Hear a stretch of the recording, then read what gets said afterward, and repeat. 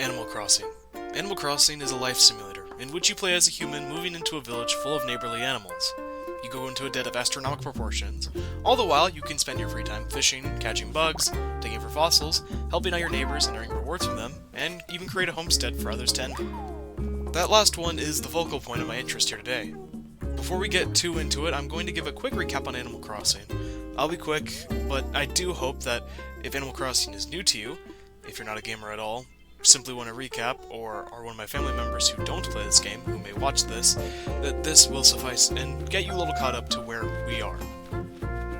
Okay, starting off in April 2001, Animal Crossing, or Debutsu no Mori as it's known in Japan, would release in Japan on the Nintendo 64. Fast forward to 2002 for a US release, and 2003 and 4 for other countries around the world. On the, at the time, new Nintendo GameCube. And later, in December 2001, Japan would be given that same port to the GameCube we received under a new title, this one being aptly called Debutsu no Mori B+. Anyway, Animal Crossing was really popular, which is actually kind of surprising, especially for a new intellectual property back in the early 2000s. So as I was saying, Animal No Crossing E+, was enough of a success that it would eventually be worthy of its own sequel that we'd have to wait quite a while for. Animal Crossing F- on the Nintendo DS, a handheld console for those unfamiliar with Nintendo's history. In all seriousness, the title was actually called Animal Crossing Wild World, and it would release 2005 in Japan, and the US, and in Australia, and other locations, 2006 to 7, respectively. Another success, another sequel, this time called Animal Crossing City Folk on the Nintendo Wii. I'm gonna guess we all know what a Wii is. There are only 3 certainties in our life: death, taxes, and if you were alive in 2006, having to own a Nintendo Wii. Surprisingly, in 2008, Animal Crossing City Folk would actually release in the US, the first one in the series up until now to be released anywhere but Japan first, and it released everywhere else later in 2008. Surprise, Nintendo made another one. Now for the Nintendo 3DS, another handheld. This one titled Animal Crossing New Leaf. This particular entry would come out in 2012, and also had the most innovation yet in the entire series, and up to this point was most definitely the most popular one. So of course, as you may have guessed, with the crowning achievement, the Wii U, right around the corner, Nintendo would do what we all would assume. They would make an Animal Crossing for it, right? Actually, they would announce 2 new Animal Crossing games in the year of 2015. All the gamers unanimously yippeed themselves. So we're probably going to get the same gameplay that we all love, with all the improvements we could possibly hope for. I mean, there's going to be 2 of them, right? If there's one on the 3DS and Wii U, who knows what they're going to do? There could be some interesting connection here. Where are they going to go from this? It's crazy just how much potential they have, and oh, here it is, the box art! Okay, let's see it. This is the next step for Animal Crossing. What's it going to be? So, yeah. Happy Home Designer came out in July 2015 and was a spin-off of the Animal Crossing series. Remember that whole make a home others would envy thing? Well, in this game, you make homes without any of the other gameplay elements previously seen in the series. Make homes that others ask for, and there is a lot of freedom with it, but it's just not that great. I mean, it's pretty good, but it would have fit better as a DLC, downloadable content, for New Leaf, more than a $60 game. So, it was okay, but it just really wasn't what anyone was hoping or expecting from the series. However, it was thought that this title was simply to give the team some extra time for the inevitable Wii U title we're going to get. I mean, it's the first one on main console in a long time. I mean, who knows what they're going to do with it. And we were kind of right. Later in 2015, we would get the sins of all Animal Crossing fans made manifest. Amiibo Festival was also a spin-off, but an even further departure than Happy Home Designer had been. Happy Home Designer maintained a key mechanic of the series, focused on it, and then expanded upon it in some really cool and unique ways. Amiibo Fest is a half-hearted attempt of cloning the magic of Mario Party. Amiibo Festival is considered one of the worst titles Nintendo has ever produced, like of all time. I definitely don't think it's very good.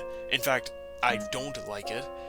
But I don't hate it as much as some others do. You can call it a bias of me just loving Animal Crossing as a franchise, yet I think also that should make me think I hate this game more because Animal Crossing means so much to me. Times were darker than they had been for a long time. What seemed to be the judgment day for all Animal Crossing fans was seemingly nigh. All was lost. 2016. Our last hope had awoken. Animal Crossing, New Leaf, welcome Amiibo. And free DLC for all to download, so long as you already own the game. Adding a ton of new bells and whistles for us to be distracted by, at least until they eventually make another title. Maybe there was hope for this series at this point. I mean, yeah, sure, there'd been some not good things, but we have been graciously given a chance. Salvation. Fast forward again to 2017, Animal Crossing Pocket Camp would release for our phones.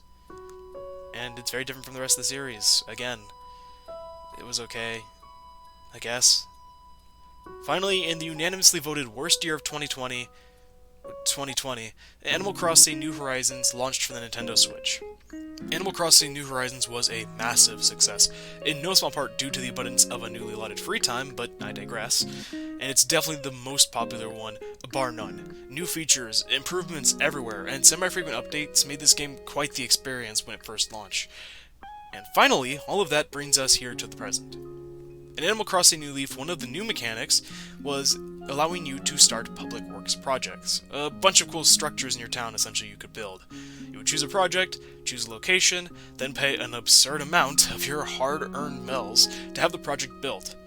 Want a drinking fountain? Yes. Or a bench, or a geological phenomenon, or a fire hydrant? I feel like there should already have been one of those in this town, and I shouldn't have had to fund that myself, but hey, I guess that's capitalism. Oh yeah, and then all this goes under the guise of, we all work together, everyone. Good job coming together. Even though I didn't see Angus donate one gosh darn bell to the project, but sure, yes, Isabel, this bridge does represent our teamwork. One of these projects you could build in New Leaf was called the Dream Suite, a place you could explore other towns with, pretty much. You could see how others would set up their homes and or towns.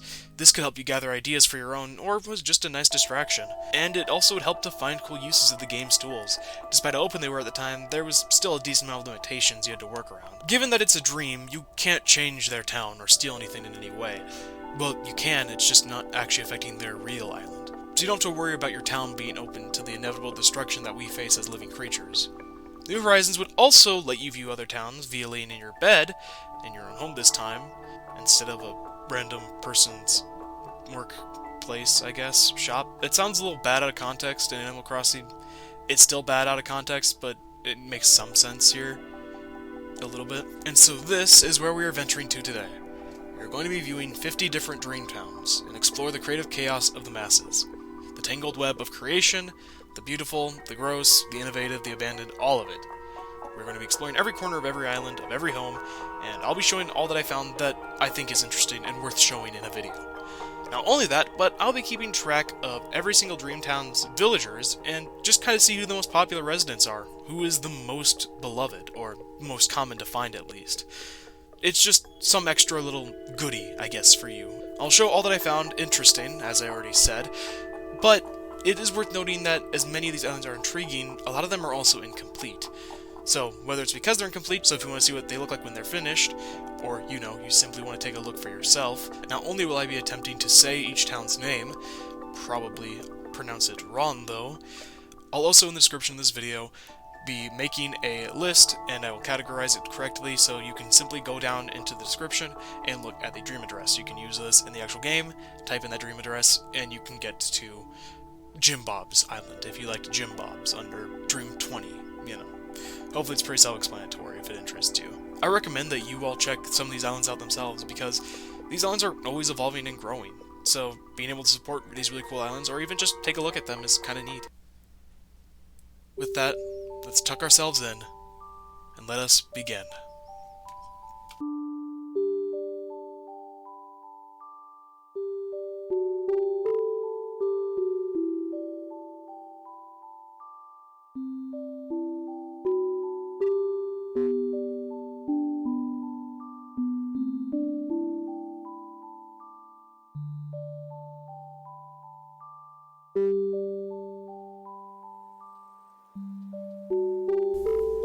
We awaken in Dream 1, on an island called Cinnabar. A running theme that you'll notice is that I'll open up the map on my Nook phone. This will allow me to keep track of villagers and player characters' homes, so whenever you see me doing this, I'm just checking those two things out. I began to explore the island, and the first thing that I noticed was that the animal villagers all had their own unique designated areas and little builds around them, which is pretty cool.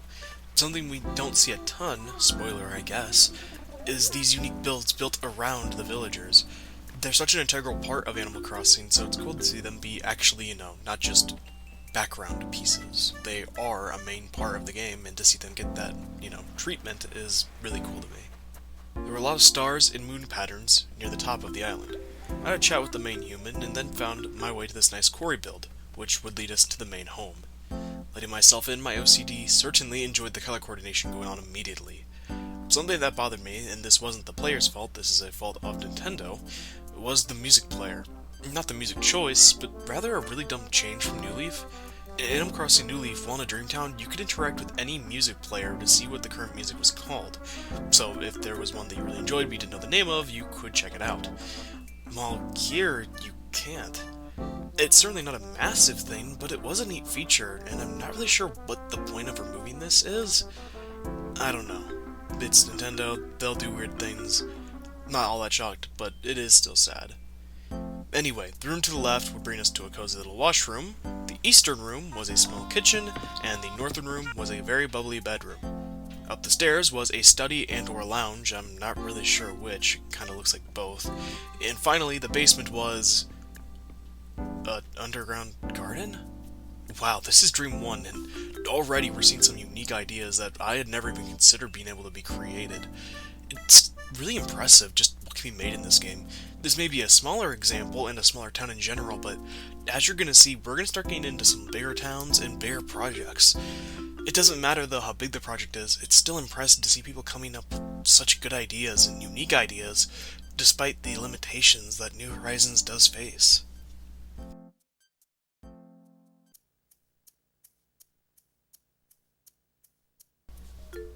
This time, we awaken in Raven's Moon, a really well-developed island.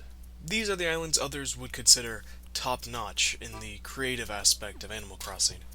Not to say that there is usually much comparison, because every island's unique and you don't have to worry about yours necessarily looking bad because all islands are different, there is no comparing them.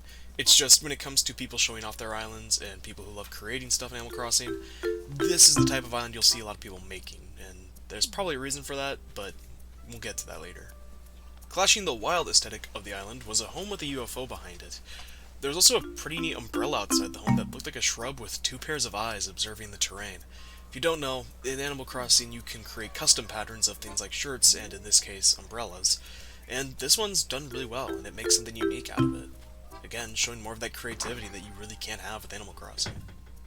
Entering Home 1, yes, Home 1, some islands do have multiple players on them, meaning more homes to explore, in which I'll be exploring each if I can.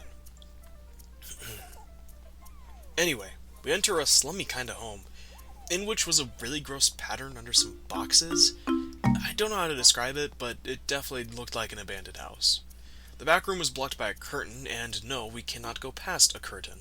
But we can, in fact, put 20 pounds of fish, a couch, and a whole pyramid in our pockets and move it around like it is nothing. A curtain is where we draw the line. So, heading east was a rather cluttered storage room. I think that's what this is. It's either that or it's just a very cluttered room in general. The basement was what we made our way to next. It contained what seemed to be a lab where they would experiment on the odd alien-like gyroids. Gyroids being another type of furniture set for those who don't know, including placing one on the wall, making it look like it was being cooked in this pot here. More creative interpretation of how Animal Crossing tools can be used here. It's really well done. Upstairs wasn't much different. Another lab containing another gyroid, and it seemed as though the glowing moss was being experimented on as well. How odd. The last room to the west side of the first floor was seemingly an office of some kind, presumably being used for the alien research as well. The glowing moss and the gyroids were released in the same update. Perhaps there's something connecting the dots that we never had considered. I even mentioned pyramids earlier. This is before I even saw the alien-like lab. It does all connect. They are out there. Back outside, I saw some really well-made set pieces, like this honey farm, or even this wedding venue. I also saw this rad-looking castle, which was really impressive. If you don't know how this is made, it's using a bunch of furniture pieces and the terrain to make an illusion of it looking like a castle. It's a really cool build. There's also this Pierside Cafe, a theme park, and my favorite, a pig pen. I will save you, my brothers. It was also well made, it was very peppy. We eventually made it to the second island home. The first room resembled a cozy hotel office, and had a really neat effect using these walls as sliding doors. They're a partition wall, they used a custom pattern to make it look like glass, so it really gives off a cool effect, and again, is more creativity being presented. The room to the west contained a bedroom with a little closet attached to it. The north room was a bakery of sorts, or a place where you'd get lunch inside a cafe, or, place like that.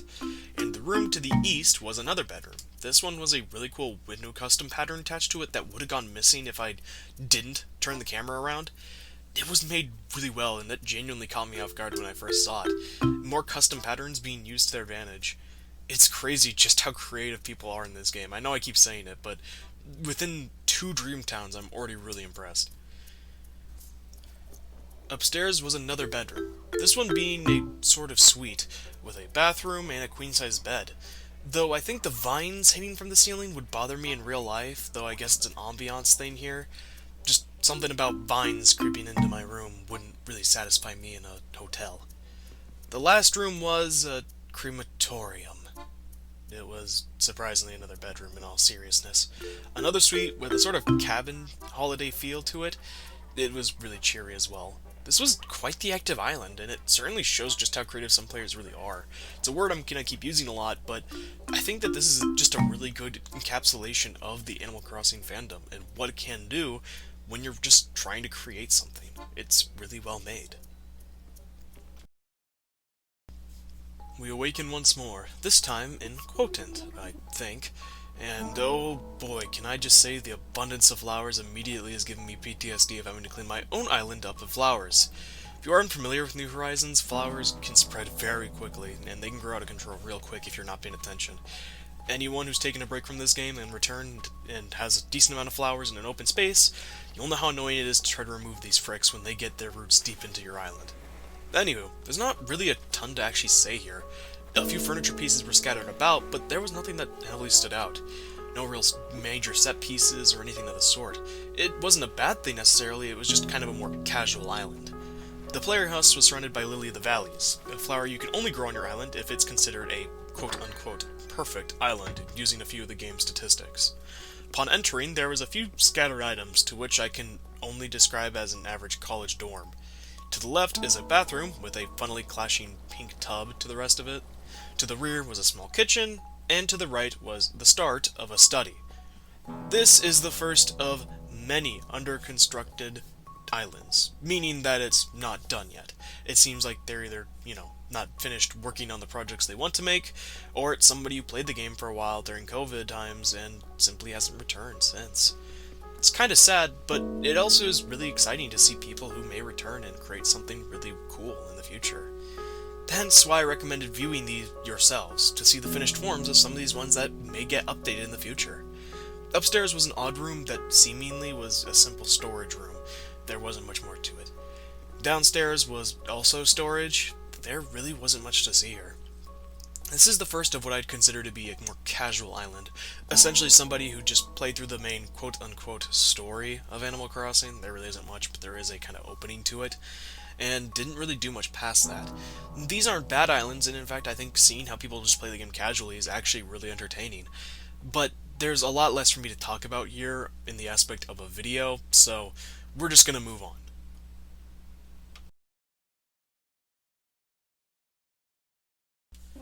Rising Moon was our next stream. This one immediately emitted an October feel with a ton of Halloween set pieces scattered everywhere. The island was set up in a really unique way compared to any of the ones we've seen currently, though this was also seemingly under construction, so definitely come back and look at this one if it interests you. The first home we encounter was set up as if it were a castle from the outside, again using those same tricks I discussed earlier. Inside was an otherworldly interior, as well as some suspicious green-glowing handprints. To the right, it was a rather unfitting ice bathroom. The left was a pink-like gamer room, and was very sparkly. The rear room was the mermaid set, a set of furniture that is, well, underwater and mermaid theme, which is a pretty frustrating set to obtain in-game, but it does look pretty good. Upstairs contained a bedroom, also rather sparkly, and finally the basement was a very, very blank-looking kitchen. The next home's main room was a study. The left, a bathroom, the rear, a bedroom, and the left, a lounge of some kind. Bro has a sick sword collection though, holy. Upstairs was seemingly an unfinished kitchen. The basement was a gaming room, also looking like it was unfinished due to how empty it was. The last home had a frog study in its main room, that's the only way I can describe it. A Hello Kitty-styled bathroom to the left. A really adorable bedroom in the back, and a kitchen to the left. Upstairs was more Hello Kitty stuff, including a carpet containing a dog's butthole. So of course, I did what anyone would do, and sat on the butt rug. After making a new butt buddy, I went downstairs and saw a small child's room. At least that's what I think it is. A bit of a confusing mix of things, but I'd imagine this is one that's probably still being worked on even now. Definitely come check this one out later. It has some impressive beats to it. There wasn't much to see outside currently, but I am hoping and very excited to see what comes of this one in the future.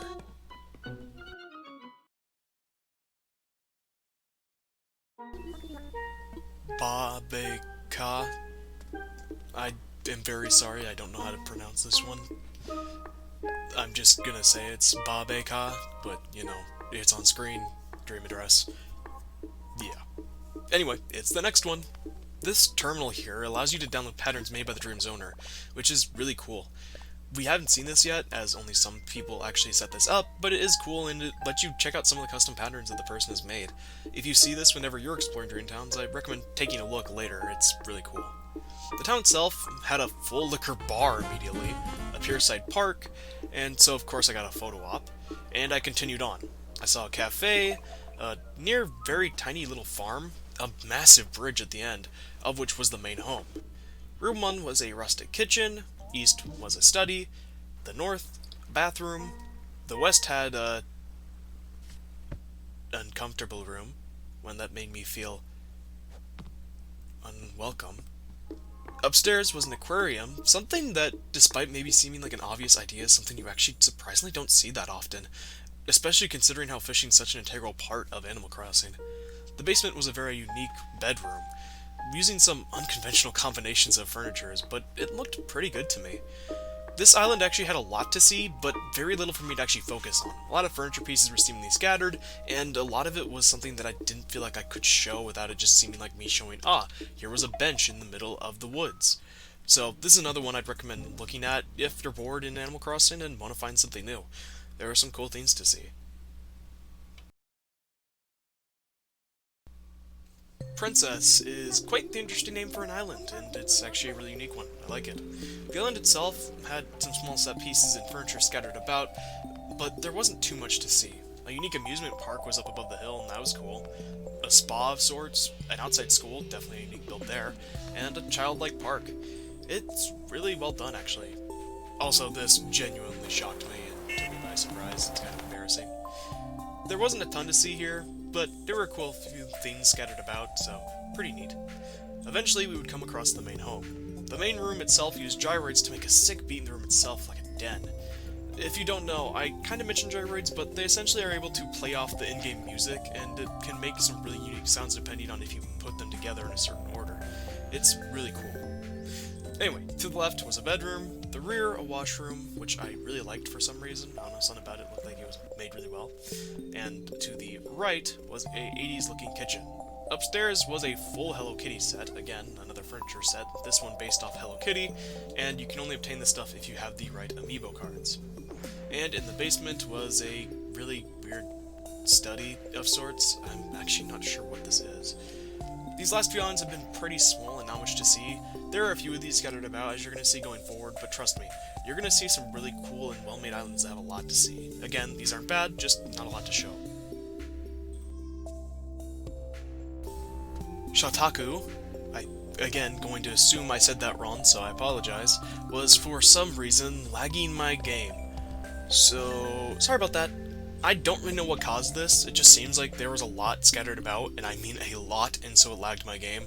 The footage isn't that great, I apologize, so we'll try to speed this up, and I'll mostly just be showing screenshots and some very quick snippets. There was definitely a lot to see, so once again, I'd recommend looking at this at your own time, so let's hurry off. First off, the bulletin board was strange. The bulletin board is essentially something that puts out notifications. You yourself can write some, and you can check them out in Dreamtowns. I've been looking at them. This is the first one that's worth showing. I have no idea how to describe it. It is weird.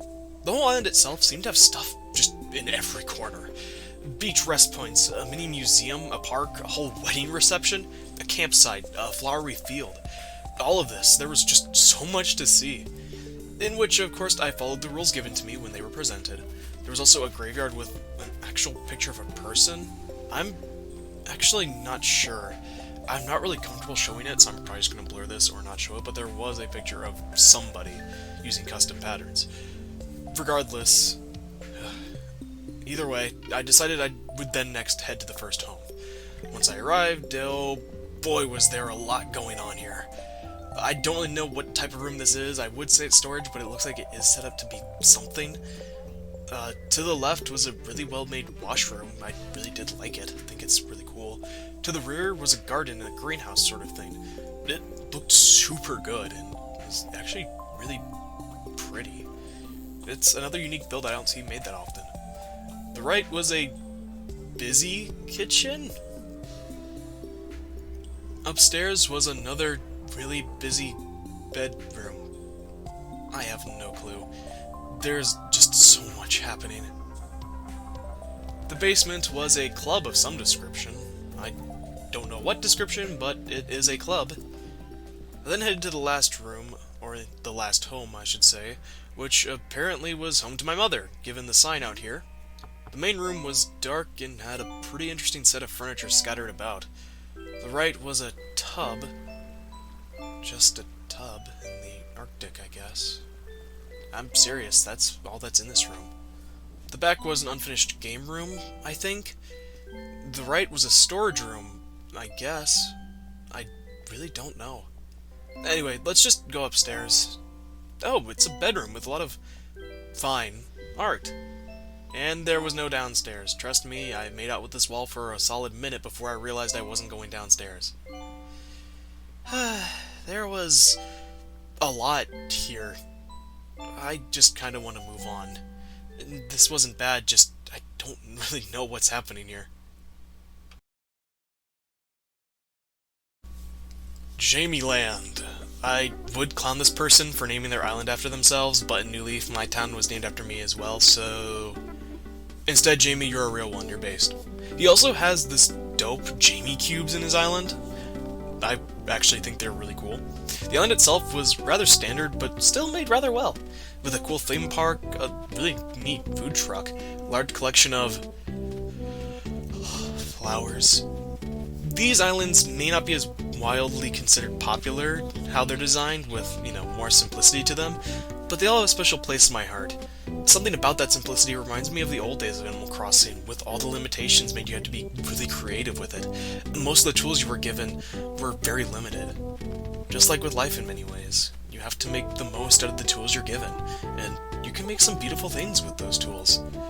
Continuing on, I arrived at the main island home. The main room, for some reason, reminded me of a hospital waiting room.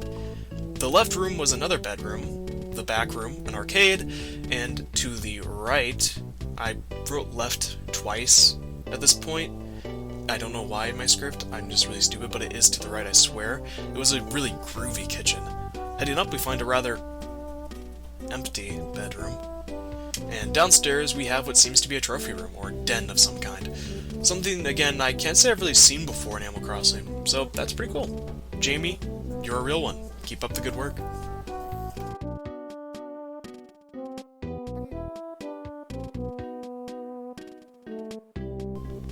Gilligan's started not with a shipwreck, but rather with me talking to this tubular dude. There was this public pool immediately, and... a Wendy's? Huh. I just kinda had an epiphany. Not only was this kind of a cool build, but it made me realize something about fate. If you think about it, it's kinda like fate I made it here. I mean, think about it. Wendy's. Who works at Wendy's? Wendy's employees. What do the Wendy's employees serve? Baconators. My name? Baconator. 3 white lines on Wendy's shirt. 3 sides to a triangle. Get it now? It all adds up. A neat farm build in a cool construction zone was what I next encountered. Both, again, cool builds you don't see that often. After which I found my way to the main island home. The first main room had a pretty cool Asian theming to it, that's the best way I can describe it. The west was my personal favorite study I had seen up to this point. The north room was another Hello Kitty room. This is a twofer at this point. The east was the blue lovely set filled with a bunch of other blue items. It actually looks really well and was better than I thought when you consider combining this furniture set with other pieces.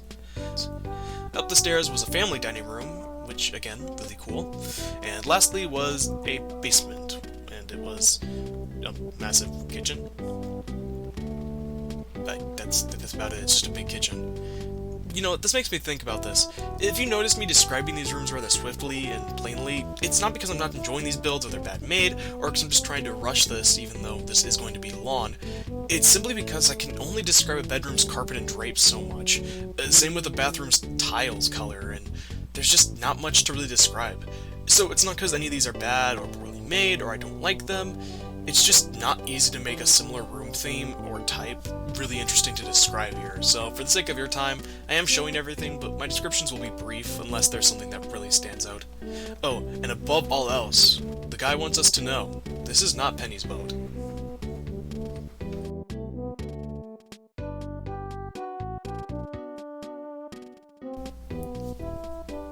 Wednesday had began like many before up to this point. Open the phone, count, then explore. This island had a rather simple theming, but was also very sweet. And this may just be me, but the island owner's theme, like their town theme, you know, the one that when you talk to somebody and it makes the little soundtrack noise, the dun dun dun dun dun dun dun dun dun. Anyway, yeah, that. I could swear to you, it sounds like the PokePark 1 loading theme. If that's what this is actually supposed to be, then Madeline, you're a double G something something homie. You're a real one. The quintessential free stuff counter was present, a pretty common sight actually for towns that are chronically online, and the town shop was really well made. I don't know why, but I really like this set piece. There's something about theming a whole build around the few buildings you actually get to create in this game is always really cool to me, and I think this one's really well made. Another well-made pier-side amusement park, a Pleasant Zen garden, an outside gym, and a cute little stable using the Spreen Horse item. A really clever use of something you probably wouldn't have given much of a second thought about. Well-made custom patterns, and another really clever build overall. Really cool. We eventually find our way to the main home, and it had a really neat area outside of it that, again, helped to really build up its theming. The main living room was the living room. The right room was a bathroom with more swell color coordination. I actually really like this. The rear room was a garden room, or something akin to it, I couldn't quite tell. And to the left was more color coordination. This one belonging to a kitchen. Pretty cool. Up the stairs, we find ourselves in a cozy den of sorts, or something along it, in which I find my favorite photo I've ever seen in Animal Crossing, a really cool custom pattern. I love this thing. It's a shame I couldn't find the download for it, because I don't know if the person made it or not, but it's super cool. Downstairs was a really cool arcade, and maybe this is just my early 2000s nostalgia and just remembering things from my childhood, but this reminds me of those bowling alleys you'd go to as a kid that maybe some other kids would have birthday parties in. Maybe it's just me, but it really does give off that vibe. Either way, really cool. This is a really neat town. Keep up the good work. Moving right along, we find our way to Iridescent. This is where we woke next, and there was more lag. You can literally see the game struggling to keep up with loading all the items in. Speaking of, there was so much stuff cluttered everywhere. Kitchens, toys, sports gear, even more fine art, eggplants. I don't even really know what to show. There was just so much. It felt like the whole island was just storage. Maybe it's not, it just felt like that. Umbrella Home wasn't much further away from all this, so... this looks familiar. Well, west from here was another spa-like room, which had quite a lot of detail. The north was a rather green bedroom. The east room was what I can only describe as a treehouse garage. I don't know how else to describe this. Heading upstairs, I found another bedroom with some familiar masks. Ugh. Downstairs was another room with the mermaid set and a few extra goodies thrown about. My brain actually began to hurt from this on. There was just so much to see. It's not bad, again. And it's not that I'm not trying to hurt anyone's feelings. It genuinely isn't made poorly. It's just confusing, and there's so much here. I don't even know what's supposed to be a set piece or build and what's just furniture seemingly scattered about. It's very confusing to me. Let's just move on. Lapata, I think. I'm very much uncertain of some of these names.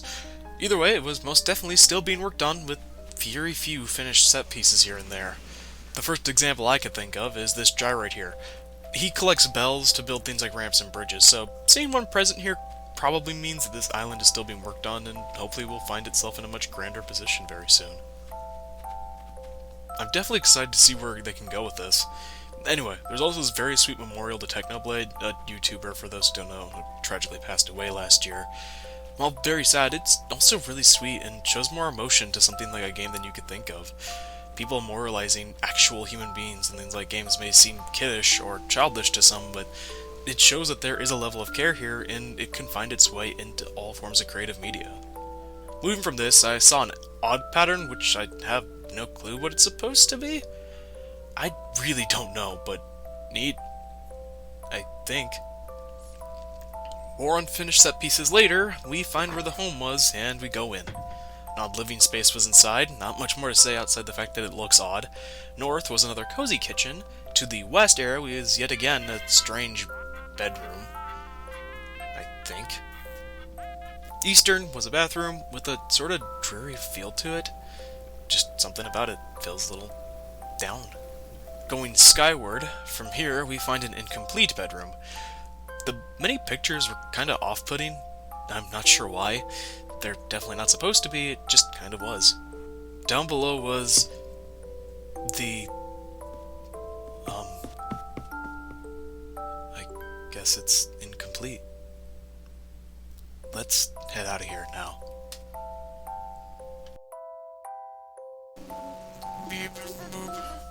Sorry, I really couldn't see myself saying that in any other manner.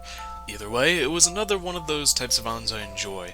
The types of charms that has simplicity to it, but you can tell has a lot of hard work into it, and is generally just someone playing the game and enjoying themselves. A maze was the very first thing that I thought was really cool I encountered. It's not necessarily a rare build, but it's one that I definitely don't see too many people do, mostly because people find mazes kind of annoying, but I think it's cool. Nice neighborhood where all the main villagers resided, next to more flowers. Moving on. An outside movie theater, which is really cool. We'll see a few of these. I think they're always a nice treat. A really neat setup for the museum. A cool butterfly garden was right next to it as well. After this, we make our way towards the main house, outside of which had more lilies of the valley, to which I've already explained, as well as some fallen stars scattered around, probably just trying to add a theming to it. Heading in, we discover a pretty simple living room, but still pretty nice. And to the back we find a incomplete room. To the right, we find a bathroom, also seemingly not finished. The left was a kitchen, still being worked on. Okay. Upstairs, we find an incomplete bedroom. Downstairs, please. Okay. How about we just move on from here, huh?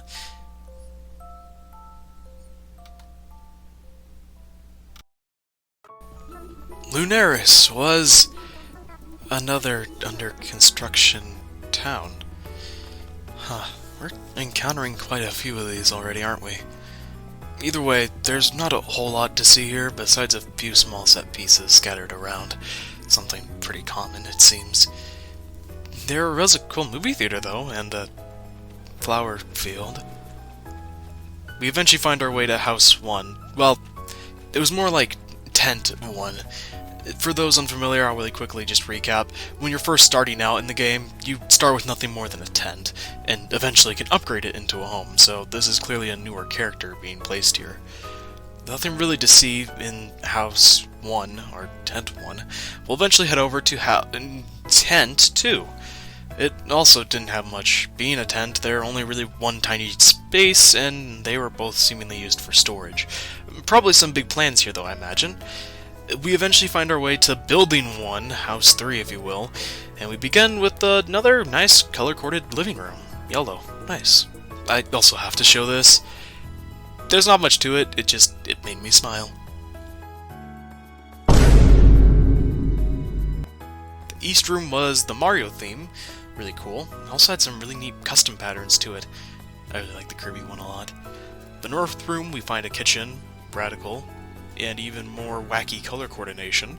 To the west, we find a bathroom, even more wacky coordination of colors, and going up was a pink bedroom with more zany color coordinations. I'm really running out of ways to say zany and tubular and stuff like that. Finally, we make our way to the basement, and it's another study. And that's all. Hopefully we find some more happening towns soon, I guess. Anyway, I guess we move on. Bermuda was a little bit more complete, but still blank in quite a few small spaces. So, only a decent amount to show. We find a farm with a bunch of veggies, something fairly common nowadays in Animal Crossing due to the update that added veggies. A small neighborhood, tiny little restaurant to go with it, a pretty basic Animal Crossing feel overall, which I enjoy, don't get me wrong. The owner's home, however, was definitely still being worked on, as you could probably tell. The room to the right was a kitchen, the back, a mini library and/or study, but I really want to start saying something other than study. Bathroom, bedroom, kitchen. I just want to be saying other things other than those three things every 10 sentences, so me trying to find other ways to describe these same things, while hard, I'm really trying. It's just annoying. To the left we find a tiny wash closet. Up the stairs was a rather empty, just empty. There wasn't much to see. And the basement was a closet, and also seemed rather small. These last few are, they're just empty. Again, not bad by any means, and we are just getting started, so let's just head deeper now. Diamond Key. I'm going to stop saying I apologize if they're wrong, but just know if these are wrong how I'm saying them, I am in fact sorry. And it has a flag that unsettles me for some reason. I'm not quite sure why, but it does. It reminds me of some, what's the word I'm thinking of? Oh yeah, liminal spaces. Don't know why, it just kinda does. This island does something I actually find really cool. Maybe some people don't like it, but it's just always a neat little touch for people who are visiting their other people's islands. It's when they place the portraits of each of the villagers outside their homes on little tables. Just something kind of charming about it. There was a sort of fortune teller's booth here, with a pumpkin patch behind it. I then found the main villager, who then told me apparently their 3 favorite L words, for some reason. After that, I find this summoning circle thing. Don't really know what it's supposed to be. And this fishing spot, which was besides the May home, which was kind of cozy. Speaking of the house, this one had to have had my favorite living room we've encountered up to this point. Just really like how it was made. It also used the same patterns on partitions to make those pseudo-glass door sliding door things I liked a few villages ago. Really cool. Can't believe this was something that actually a lot of people knew and I just didn't. I can, because I'm not the smartest, but it's still cool to see a lot of people doing these things. That, with the colors around it, by the way, made me absolutely fall in love with this room, so in case you're curious why I love it, color coordination if you hadn't guessed by now, and some really creative touches, all of that adds up and makes a really cool place to me. To me, just to remind you. To the left, I find a kid's bedroom and another butthole rug, always nice. The rear room, which I wish had the butthole rug because I could have made a really funny joke. I then saw another bedroom with barely separated beds, so you can sleep next to your bud, but not have it be a sin. And to the right was a country-looking kitchen. Trust me, I know no other way to describe this than country kitchen. This is not for any other reason that I'm calling it this. Upstairs was a super cool. It was using counters and pillars and created a really cool spa. And also used carpets to make it look like there's more than just the water flooring. It's really cool. I really do wish I could just stay up here forever. It was really beautifully made. And seeing the tools being stretched out in this manner, you can tell they're really getting the most out of them. Anyway, we have to keep going. Heading down, we encounter a quaint little bakery, and not really uncommon sight. It's really well done here. The home is really good, actually. In fact, I would say the house itself is better than anything they've built in their village. You can definitely see a person's strengths, whether it's interior design or with more of the island design whenever you visit their island, and it's actually really cool to see those strengths pop. Anyway, I hope we can see more of this kind of creativity going forward. Isle de Cafe was a giant amalgamation of cafes, if you couldn't have guessed. Not that there wasn't anything else to see here necessarily. There was the standard parks, beach hangouts, and a museum expansion, but there was also, if you couldn't have guessed, multiple cafes, like this yellow one here, this pink one, and this green one that actually had a bit more theming to it and had a different name and stuff. But before I head inside this home here, I know I made a joke at my mother's expense earlier, but I think this is where my mother would probably actually live if she had the choice. She just likes coffee a lot. There's not much more to this joke compared to the other. It's just, I genuinely think she'd like to live here. Inside, we encounter a really pink room, which has a pretty cool kitchen to the left of it. Of course, a back room. There's a washroom here, if you couldn't tell from looking at it. And to the right, a den-like study of sorts. Up the stairs, a nice little living quarters, or living room if you will, and finally the basement was another color-themed bedroom. This one contained a ton of gyroids grooving together. It was pretty neat. To be honest with you though, for some reason, and I'm not quite sure why, I was just expecting this house to be a huge cafe. I'm not quite sure why, just had a feeling about it. A little bit surprised actually. Anyway, let's continue. Campunino, or however you say that. I swear half of these are designed specifically to make the person who tries to utter them impossible. Anyway, it's the next one, and there was a lot to see. A really unique build immediately off the bat, a wrestling arena. While something we may have seen a few furniture pieces for, it's cool to see it given its own little area. An Easter-themed little spot, maybe it's supposed to be a park or something. Another wedding venue, well, not something we haven't seen before, it's still cool here. And if you couldn't tell, the lag was also immense here as well, so exploring was more painful than it should. So we're going to speed this up. So here, a bunch of insect models. There was a lot of them. I'm guessing they're just trying to collect them all. Right next to that was our first home. Also Easter themed was the first room. Sorry about that. Holy crap. And west was a basic oak bedroom. Cozy, but nothing super crazy, not that it needs to be. And north was a mermaid set. Again, something we've seen a few times by this point. To the east was a pirate room. Sans booty. Yeah, there's your cue to laugh. Going up, we find a bamboo-themed room. Certainly unique theming-wise. It's a furniture set that I can't say I see too much inside homes. It's usually more common outside. Going down, we find a cool themed room. Back outside, we find ourselves exploring an odd laid-out island furniture scattered everywhere place. I don't know how to describe it, and I made it as confusing as I felt just by walking around. These ones that just have a bunch of things scattered everywhere, repeating formats and just colors everywhere. It's kind of uncomfortable. It just feels wrong to me. There was this gnome home though, that was kind of cool. This giant model train, I think. Oh, and a crap ton of seemingly random furniture spewing about, if you haven't noticed. There's also this big outside office, another pretty uncommon build type, just because, you know, not many people are going to make pseudo-realistic homes that aren't actually homes. Eventually I find ourselves at the last home, ready to end the laggy exploration that we have endured so far. Room 1 was simple and clean living room. To the left, kitchen, the upper room, a laundry room, certainly a rare build, and to the right was a washroom.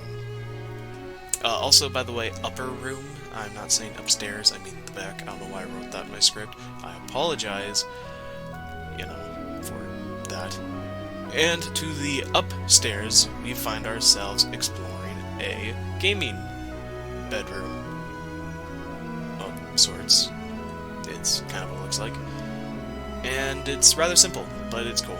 And there was also a basement here. I don't think there was a basement. I, again, made out with the wall, didn't see anything. So, yeah, next.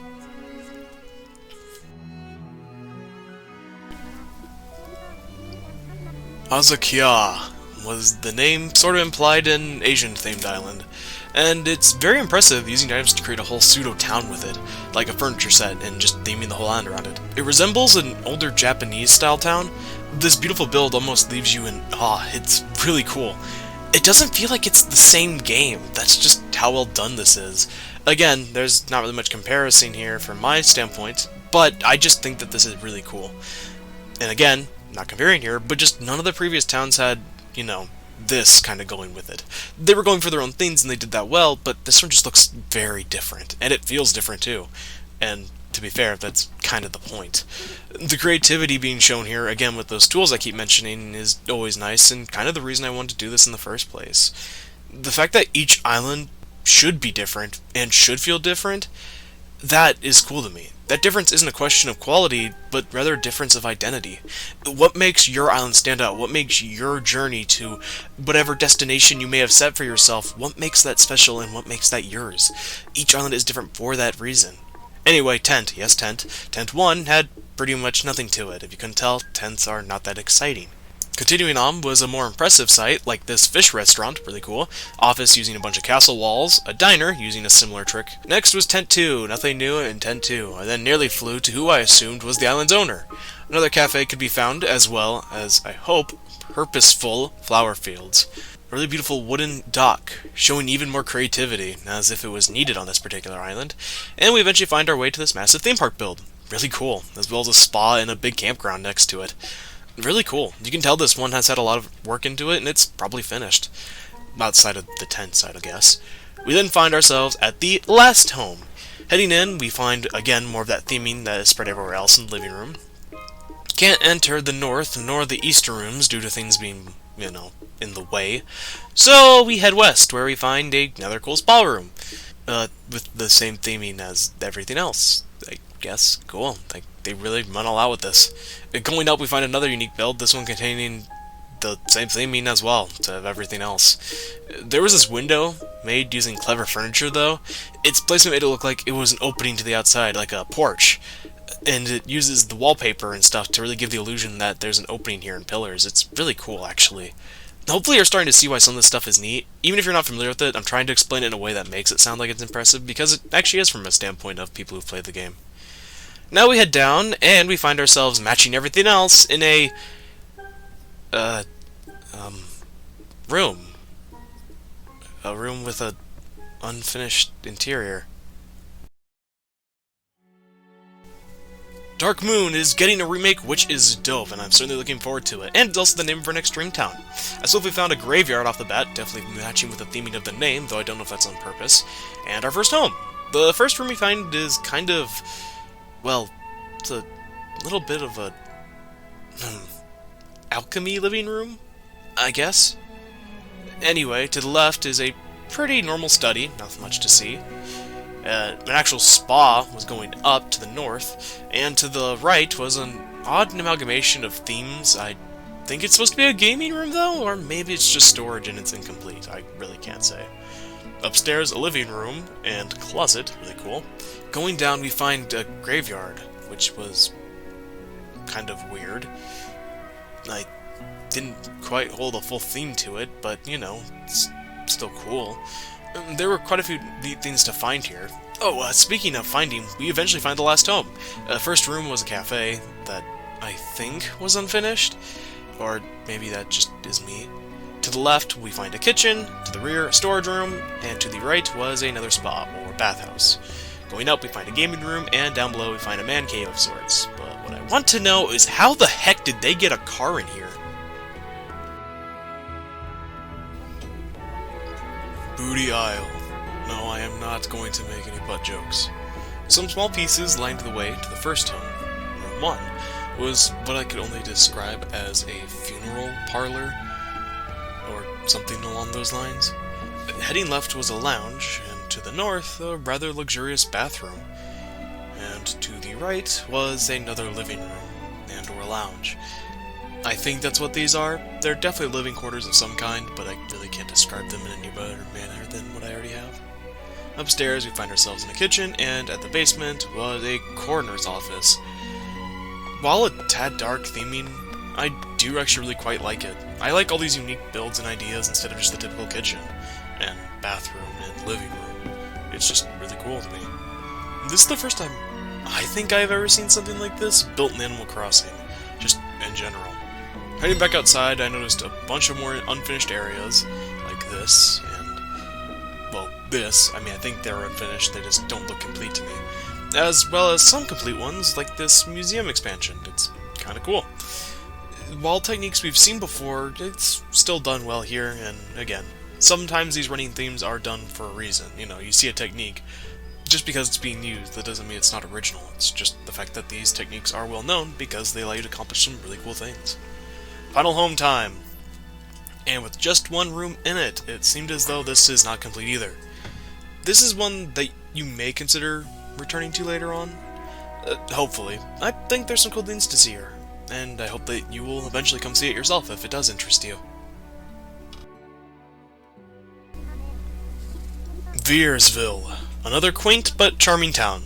A small, incomplete set pieces scattered about, some furniture pieces placed here and there, and some themed areas for the villagers' homes. I already mentioned how I like these, and I'm not going to mention it again, but they were here too. Oh, and another extensive flower field. And Goku. Going to the player's home, we find a nice living room, as in the first room.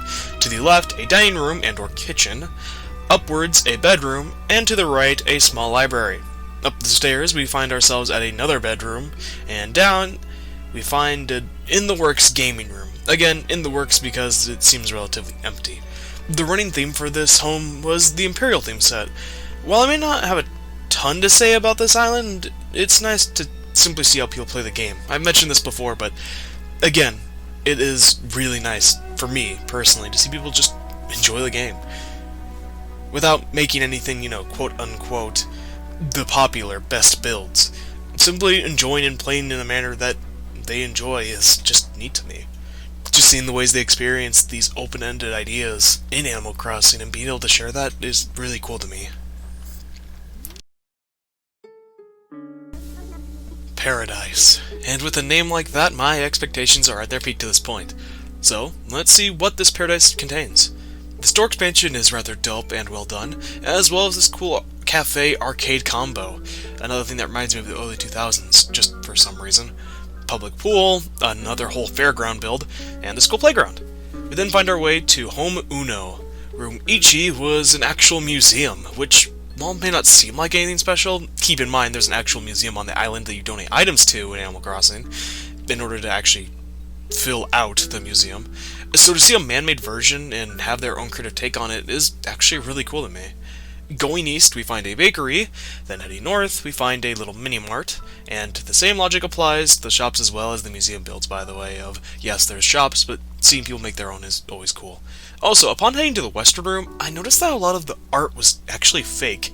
For those uninformed with Animal Crossing, art pieces are purchased from a fox named Red now.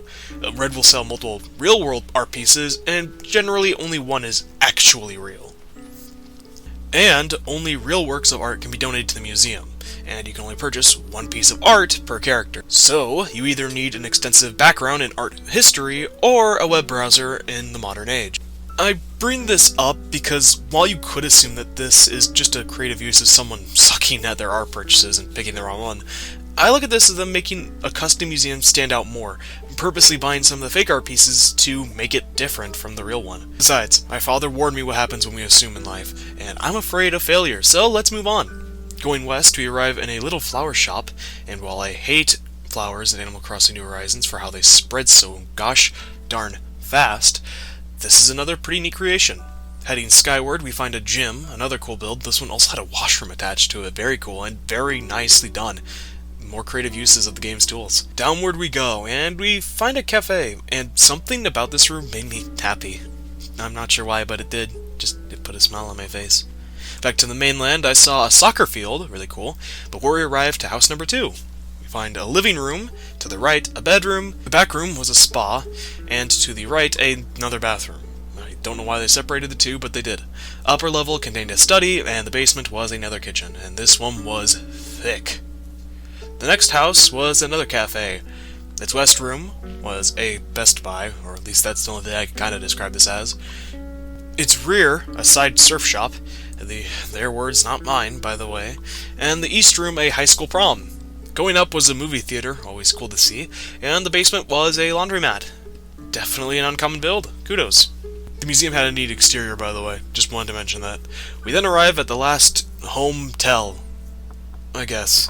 And yep, that is certainly a lobby that looks like it would be present in a hotel. The back room was a bedroom. To the right, another bedroom. Going upstairs to break away from the tradition was actually a dining area, and these mannequins are really weird to me, by the way. The basement, we find a pool, and while this may be a basic concept, I mean, we see pools all the time here, it was done well. Again, kudos. I really liked the patterns and stuff they used, and they set it up in a unique manner. The last home, this is the long one, we find a library. To the back, a school with more creepy mannequins. To the left, a tiny store of sorts. And to the right was a wedding venue set. It's just the wedding furniture, not much more to see here. Up the stairs, we climb this time to a clinic. It says hospital, but one office is more of a clinic to me. And the basement is one of those stores that made me want to die inside as a kid whenever my mother would take us there. And that is Paradise. I really did like the presentation on this one. It was really well done. Maybe not everyone's paradise, but I think it's really cool, and it serves its purpose rather well. Moving forward, we arrive at...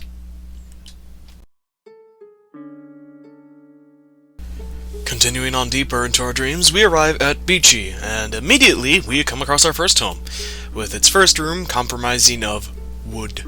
The rear room was a bedroom, to the left another wood kitchen, and up the stairs is another college dorm. Pretty unique build. And going down the stairs we find a man cave, the stereotypical looking one. In case you were curious, no, we could not go to the room on the right. It was blocked by some furniture. Back outside, anyway, we have a few small builds, but this also seemed to be in the works for the most part, so there wasn't a whole lot to point out. Also, this.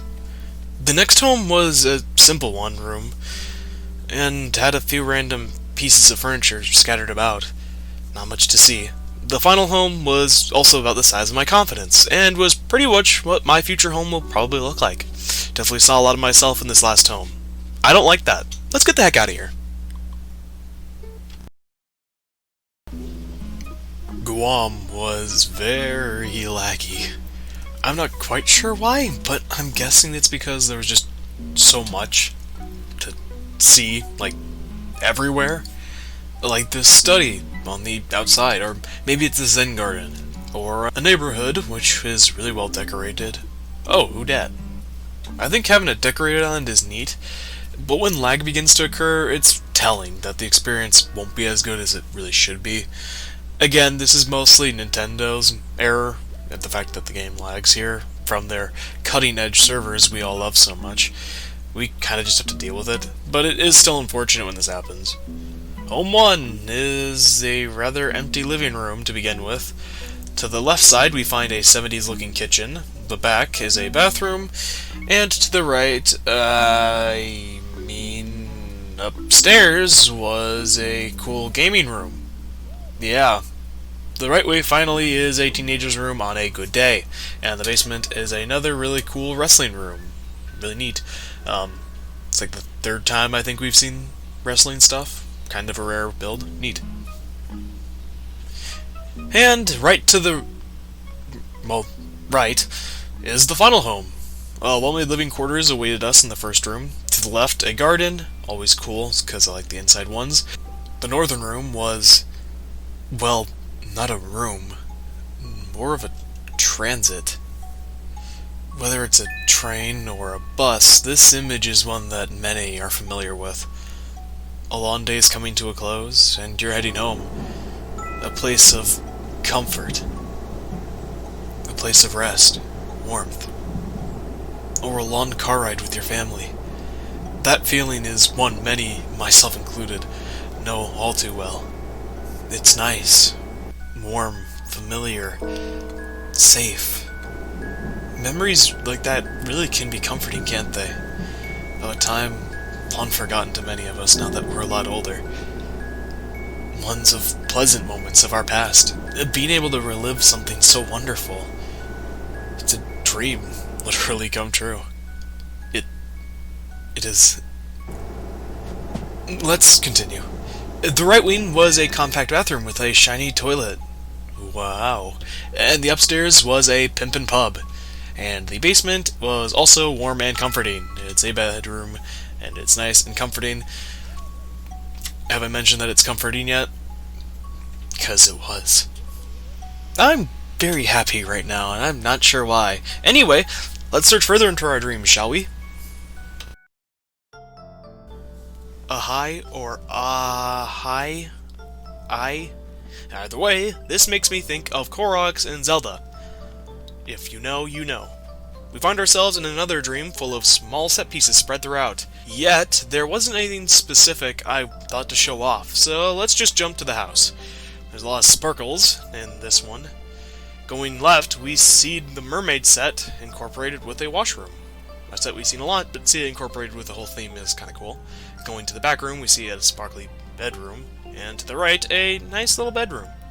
I think. Up, a bedroom, down, a bedroom. Bedroom. Have I said that enough yet? Because there's a bedroom here. There's a lot of bedrooms.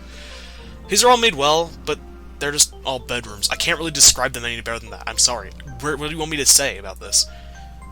Some of these are extremely short, and some of them are extremely long, and I don't know how else to kind of get this across, that sometimes there's a ton to show, and sometimes there's nothing to show outside of the towns, like islands, homes, whatever. Either way, let's just keep going. Mainland. See what you did there. This is another simpler one. While I walk and talk, let me answer a question that some may be curious about. Why am I only visiting 50 Dream Islands instead of the more conventional and popular 100 of whatever format? It's because of two reasons, and I can describe them both perfectly. One is that this is my first project, so I want to not bite off more than my unexperienced butt can handle, and to be honest, it already is quite daunting. And two is because I don't want to just jump on the 100 whatever trend and make it seem like I'm just riding a wave. Not that the 100 trend is a bad one, or any of the creators involved are bad or anything. I just simply wish to use the foundation of the idea to create something a little different. Maybe that's just me. So, if you've questioned it, there you go. Oh, and here we are. Room 1, living room. To the right, we find a room that makes me very uncomfortable. The back room was full of instruments, so presumably a musician's haven of sorts. And to the left was a John. Up the stairs, we find a garage or workshop. Cool. And the basement was a gamer room. Always nice. Not much more to say here. Winterfell was an average winter in the south. While pretty casual, the simplicity made me happy yet again. This reminds me, by the way, I'm just going to mention this now, if you've ever been self-conscious of anything creative, no matter what the works are, I want you to know that no matter what, as long as you're giving it your all and you really are trying to create something that you enjoy, there will be something that makes your work special. You don't need to make the Mona Lisa Part 2, but just create something that you enjoy making. That's at least all I've ever done with creating stuff. Not that I've ever made a masterpiece or anything like that, but I always just enjoy creating small things. And I encourage, if you enjoy making small things, just go for it. Look, just put your all into it, don't do drugs, unless you're willing to share, because I could definitely use some right now. We eventually find our way at the main home, and it begins with a rustic living room. Sorry about the brightness, by the way, it's kind of hard to see. The right was the kitchen, also rustic. The rear, another bedroom. Something about the wind, though, just felt weird. I'm sure it's supposed to be comforting, but it just felt a little off. Going left, we find a neatly themed spa, and up the stairs, we find a 3-star living suite. Finally, we head to the basement, and we encounter another movie theater. I'm gonna be honest, I'm definitely tempted to put a movie theater on my own island after this. Something about them is just very neat to me, and seeing how the cool ways people have done it is just inspiring to me. Hopefully if you've played Animal Crossing yourself, you've seen something that inspires you on your island, or if you're stuck on a build that you want to work on. And if you don't, I'm either hoping that you're wanting to try Animal Crossing, or simply curious to see kind of what it's about. Either way, we are only over halfway done, we still have many dreams to explore, so let's keep going. Hi, welcome to... Okay, that's a stupid joke. So yeah, Chili's has a few interesting buildings, like this rock garden here, not what I expect, or this cool campsite, or my personal favorite, the mini golf course. How many times can you say you've seen a mini golf course in Animal Crossing? Yet another unique concept, and it's being presented here rather well. Simple yet really charming museum exterior, just a lot of cool things to see. Eventually, of course, we find the home, as always, and are greeted with a very posh living space. To the right was a room of Twin Peaks, or at least it's kind of what it reminded me of. It's definitely not supposed to be that, it just reminds me of that. To the rear was a stereotypical Oriental dining room, and to the right was a very unique office space. Or den. Upstairs, bedroom. Downstairs, another laboratory. Seemingly also studying aliens. The way that all this is kind of connecting to each other, it sort of concerns me. At first it was a joke, and now it's actually turning into something real. So, let's keep moving forward and ignore this.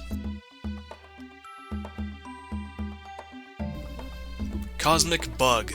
I know I already made a drug joke earlier, but this one really does feel like a fever dream. Not that I know what that experience is like, of course. Anywho, it seems as though the whole island is a celebration of sorts, with both birthday items and festival items scattered everywhere. Also, 10 out of 10, I can finally dress up on one of these islands. Now with the newly acquired drip, we can explore the flower fields and celebrate whatever it is that's being celebrated. Seeing a whole island committed to a singular furniture set theme is really a unique idea, and I think holds a lot of potential that a lot of people don't give credit for, as you can hopefully see. For example, I at one point thought that it'd be neat to build the whole island out of the kitty theme set, and a bunch of things like childhood toys and things like that, but I never really got time to execute the idea, but I still think it holds potential. The party house started with a giant prom room. It's very depressing. To the left, a rather chill den-like area, the rear, a nice living quarters or bedroom, and to the right, a living room or lounge. Going up, we witness a bird party, I think? I don't really know what this is. And the basement is a place to do shrooms. I suppose the fact that we're exploring dreams, it would make sense that the deeper we go, we would inevitably find a fever dream or drug trip. This was a pretty cool island, though. Very unique, and definitely stands out. You have my respect. Warning, incoming stupid joke. Turtle Bay, Sanzora's Mask, has a grand name to begin with, and this one immediately seems rather busy. We saw a quote, fish and chips.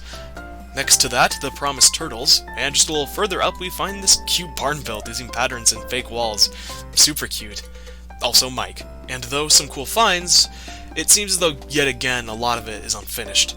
From here we find a chicken coop, and just a little further up we find a haunted house.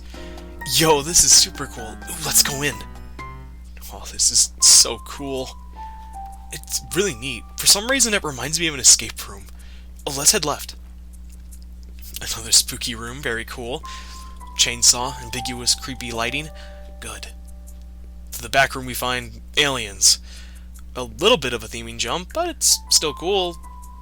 Hopefully it just doesn't connect to what we've seen already. To the right we find space. I suppose space is rather scary, more so in an existential way, but okay. And heading up the stairs is a haunted mansion-looking room. Spoopy. Going to the basement is what I think is supposed to be a tiny diorama with spoopy Minecraft blocks present. It's kinda cool, but a little bit ambiguous. House 2, bam, creepy funeral home. Right out of the gate, a nice theming. To the right, nice little washroom, a lot cleaner than I expected it to be considering the first room. To the rear, an actual funeral. Kind of surprised to see these two types of builds in Animal Crossing. The left is a creepy doctor's office. About par for the course from what you expect from doctor's offices, though, to be honest. It's not all that surprising. And heading up is a set piece from Indiana Jones. The final basement room. What do I mean by that? There's only one basement in a house. What? And a graveyard with more aliens present. And while you may have noticed when I opened the map, there were a few more homes. This is sad to say, but we actually can't reach them. No, really, I did try. They're all blocked. They're kind of surrounded by this fence. The path to them is completely blocked, and we have no tools, and we can't move furniture pieces, so we can't get over there. We simply can't view them. While this is disappointing, this can serve as a reason to visit yourself. You can definitely tell there's a large project being built here, and I'm very excited to see how it goes. This is kind of shocking to me that this is the first home. It took around 30 dreams for us to find a house that we couldn't get to, because it's actually a little bit more common than you'd think. Either way, it's really cool. I really did like this one, and the haunted aesthetic is really neat. Anyway, moving on.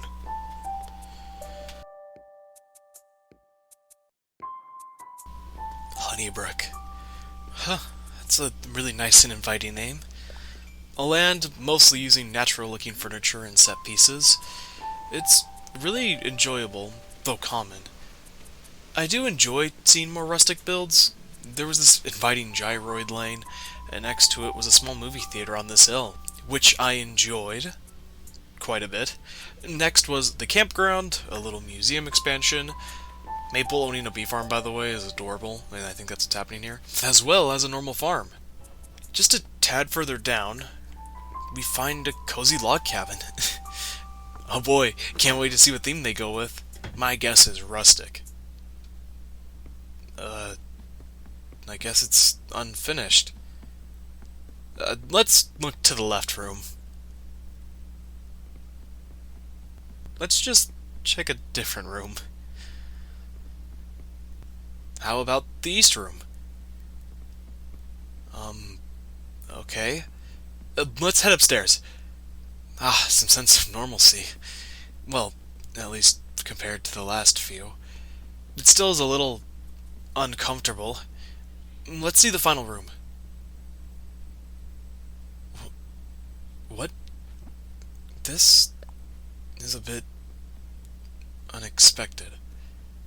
Something surrounded by such comfort on the outside is unnerving when it turns into this.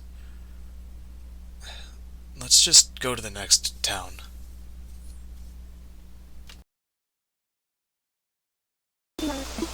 Crumpet. No place like home is right. Home. See more clever umbrella builds here, using more of those neat custom patterns. An abundance of them, in fact. That's a bit odd. In case you're unaware, in New Horizons you basically build the island up from the very beginning, slowly. It starts as tents made of twigs to homes made of stone, like the museum. I've mentioned the museum a few times before. It's a big stone building, kind of a stereotypical building for a museum to be located, and you've seen it probably a few times by now. But here it's in its tent form. The form it takes until you donate just a few bugs, fish, fossils, and/or art. After a few donations, not many, it will be upgraded to a full building. This is odd, because it's not really a hard task by any means to catch a few bugs or fish or anything like that. In fact, it's almost expected to have been one of the first goals you probably completed in your journey. Let's keep moving forward. I guess. A farm, a playground, and a very weird neighborhood. A bakery. Oh, that's kinda neat. It's a huge theme park. So of course, I posed and got a screenshot and then made it to the main house. This home only has 3 rooms, so clearly this is another one for y'all to check out later. Our first room is a closet living room combo. To the left is unfinished, and the back room was a nice spa. That's great. There's not much more to say here. 34 is next.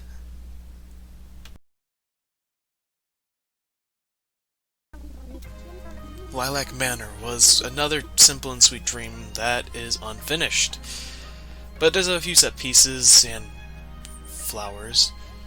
Little grotto, a picnic, and not much else there.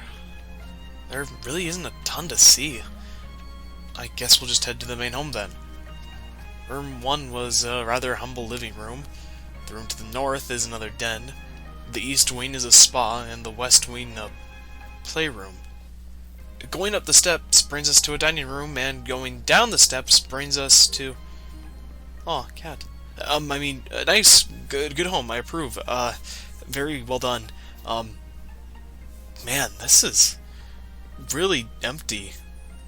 I mean, it's nice, but definitely empty. Let's dream further.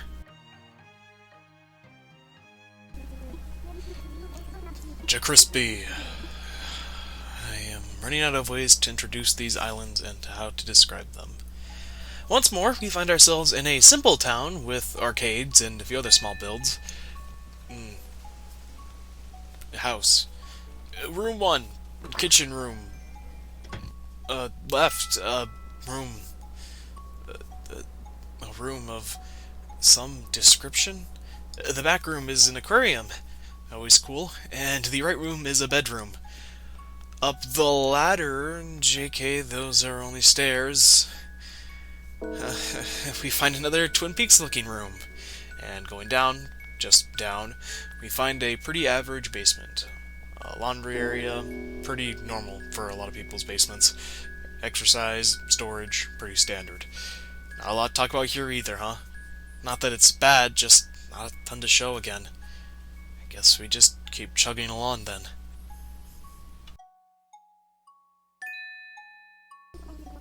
Honeywood. I'm not even going to lie to you, I kinda thought this was a duplicate already, but nope, it's different. Another rustic town, or I guess at least the start of one. Also, I kinda got lost. You can judge me all you want, but I just didn't read the map. Don't know why that didn't cross my mind. A cool coffee truck here, using some custom patterns. Some pieces of furniture scattered about, classic. And I'm not quite sure if it's just me, but there is this mix of nothing to see here and so much that I don't know what to show. There's nothing terrible here, but I'm not sure it's something that you'd want to see and what I can simply pass up on. The weird mix of a ton in one area and little to see in another essentially means that I'm just going to show a bit of me walking around while I've been talking, and then we'll move on to the main house. The main wing of this main house was a bit odd. The right wing is the back. Let's check the back. No, the right? The right room. It's, unfinished. Yep, unfinished. Upstairs. Please, no. What's downstairs? Something's very off. Something is wrong.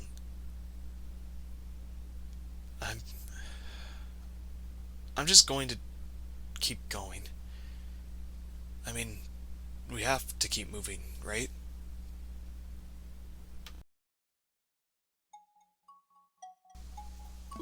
Apple Crisp, a real fall feel here. Ooh, I enjoy the path trimming a lot. It makes it look like there's a bunch of fallen leaves here. Those are also custom patterns, those don't know. You can place them on the ground and just adds a little more detail here. It's really cool. House 1, Room 1 is, despite its rather normal-looking living room, a little bit off-putting and distracting. Something about the lack of music, I think. The room to the right is simple, yet nice. Kitchen. Going to the back, we find a sleek-looking bathroom. And finally, to the left side, is another bedroom. Up the steps is a really bright bedroom. And down the stairs, we find a Halloween set room. Pretty good, and it matches the season. Back on the streets again, we see a few small builds. We find a tent almost immediately, and the tent itself had a lot of items. Your in-game mother will actually send you some items every now and then, and a lot of them are actually here in this tent. Just another part of the series that makes you always find comfort in this game. Something about that is just nice. More familiarity that one can find comfort in their dreams. The past, more forgiving than the present, can ever be. Continuing on, we swiftly arrive at a gold poopy shop. It's ice cream, it just really does look like that to me.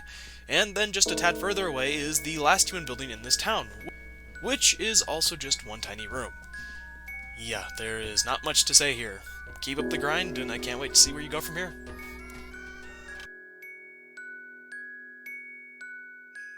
Foodopolis, aka my personalized haven. And it's still being worked on. Also, Greg. Greg's cool. An outside gym, very wacky. And a sand art competition. Wow, that's really, really creative. I don't think I've ever even seen something kind of like this before. Huh. Really well done. I like this Kirby one. And a zoo? Another build I can't say I've really seen before here. Adopt a dog, and you can see there's even turtles, ducks, I'm just gonna... Moving on, another really cool exterior expansion for the museum, and what has to be the most creative use of pipes I've ever seen. If you didn't know, these are based off of the Mario pipes, and you can use them to teleport from one place to another around your island. And in this case, it's making it look like it's an underground subway. It's really cool. And another theme park. Oh hey, Apollo! This bird's on my island too, actually. I guess it makes sense I would see him in my dream. Let's talk to him. Hey, is it just me, or is everything a little strange around here? I can't pin it down, but something's off. I'm gonna keep looking around. Whatever's going on, I'm sure it's interesting. Puh! Okay. We eventually find...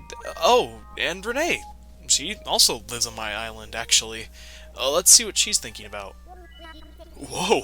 Where'd you come from? You're checking out this dream thing, too? It's pretty cool. I'm not going to talk to any more villagers, I think. Just outside the main home is a really cool basketball court. Heading in, there's something about this color palette. Something about how it's just so stale. It's familiar to me. To the right was another bathroom with a nice aesthetic to it. To the rear is... I don't like where I am right now. To the left we find a kitchen, and more of that consistent color coordination that I always enjoy. Going skyward is a nice break from the norm. I like the unique theming here, it's really cool. And going down we find... I'm getting really tired. Even though I'm sleeping. I don't... I'm very confused. I'm sorry. Anyway, the 39 is next. Let's just get to that. Sunny haze. And that's a little disconcerting. Despite the name. Let's just keep looking. That's neat. That's cool too. Yeah, I think. This is rather pretty. And no, that's really sweet. A nice path through the flowers. That's really cool. It's really pretty, actually. Let's see what's up here. I don't even really know what to say. Yeah, sure. I'm not even going to lie to you. This is pretty, but I'm viewing everything a little bit in a different light now than I was earlier. Oh, Merry Christmas, Lucky. This is nice. Oh, and it's a nameplate. Yup. It's a really nice nameplate. Room 1 is a lounge-like cafe, and going to the left is a study with a lot of friends. Next we go to the back, and I can't quite... Let's just... to the right. A recording studio, that's cool. And next up after that is a bedroom. It's nice to have some sense of normality here, forgive me. Downward we find another theater room. It's really well made as well.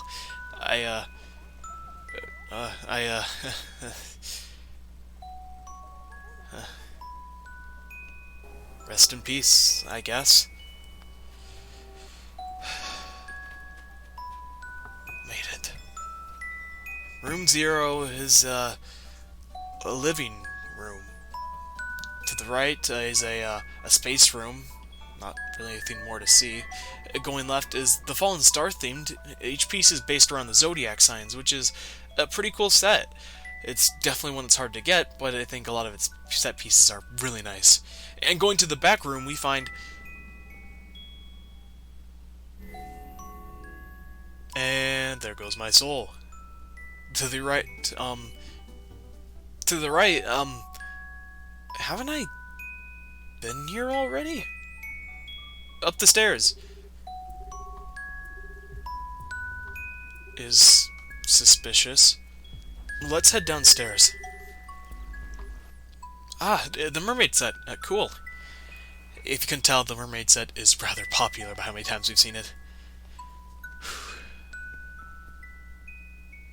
Hmm? What's up here?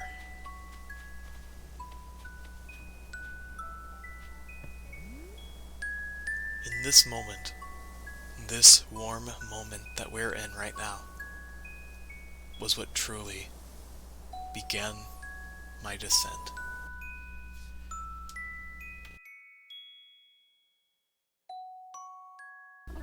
Hometown. A place that should bring nothing but warmth and nostalgia to you. But will it? The layout's rather unique. Something about this really does remind me of the feeling of a small hometown. Or at least to me.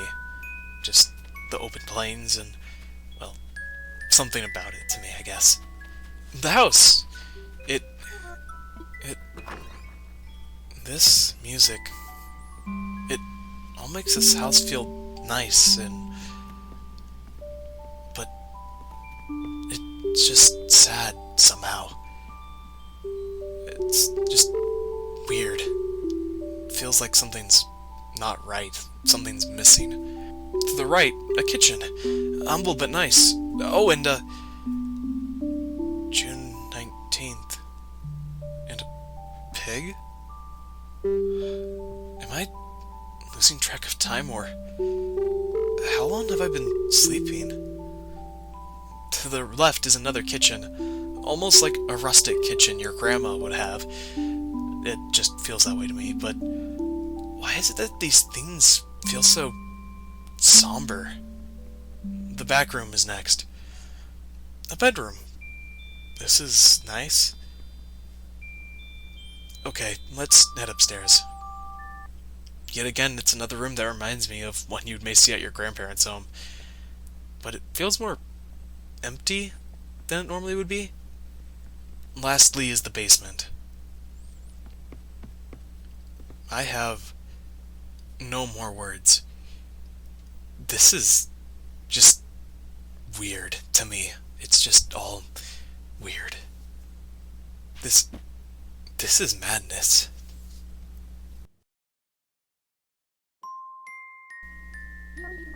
Doolittle. The Jumpman flag is kinda nice.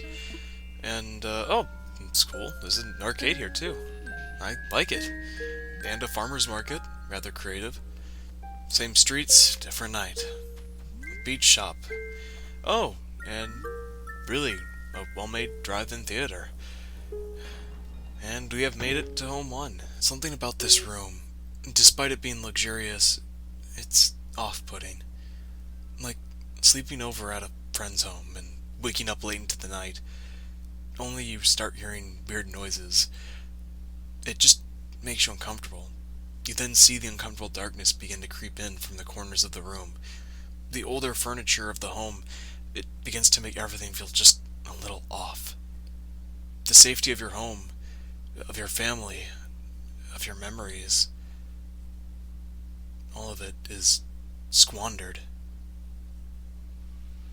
To the leftmost room we find a bathroom.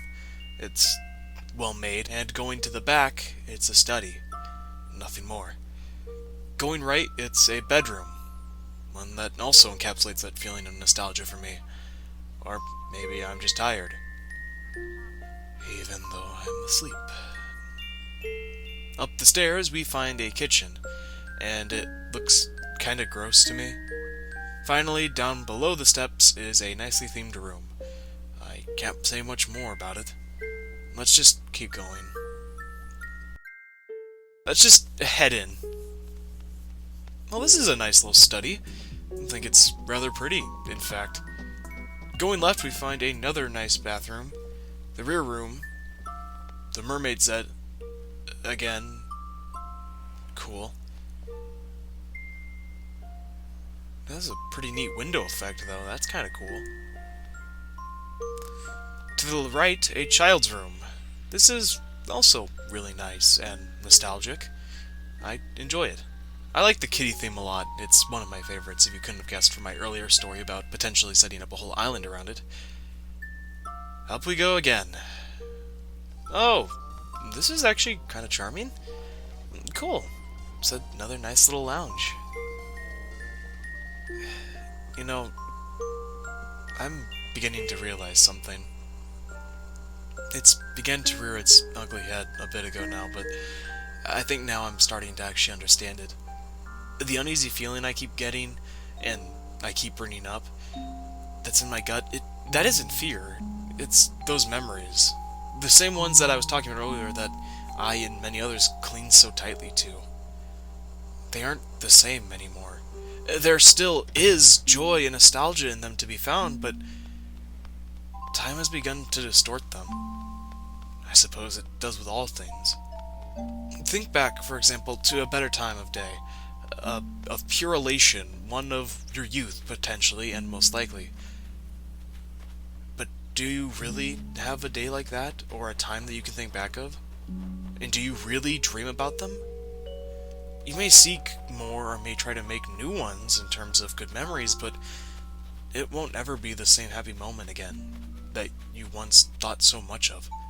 That time of ease, of nothing but the moment-to-moment existence.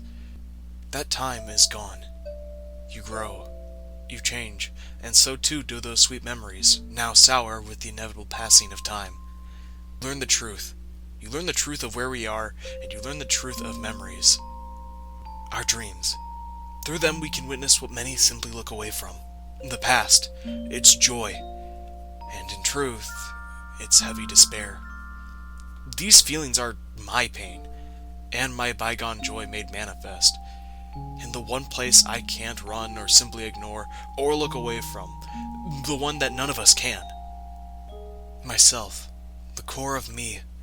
From that, none of us can truly flee from. Emrug. I find myself hazarding to get up, and yet I still push forward. Another bakery, though this one is raised from the rest of the terrain, which does help it stand out a bit as a build. These streets we walk, they're beginning to blend together to me. A lot of plants. It's a little plaza. That's cool. Let's just head inside. An empty home. Where is everyone? A bathroom. Nothing more here. A little storage shed. Rather empty, but still cool. An office space of sorts. When does something that once drew joy from you began to fade into the mundane and bland? A bedroom that's also kind of empty. There is no basement. At least, not anymore, there isn't.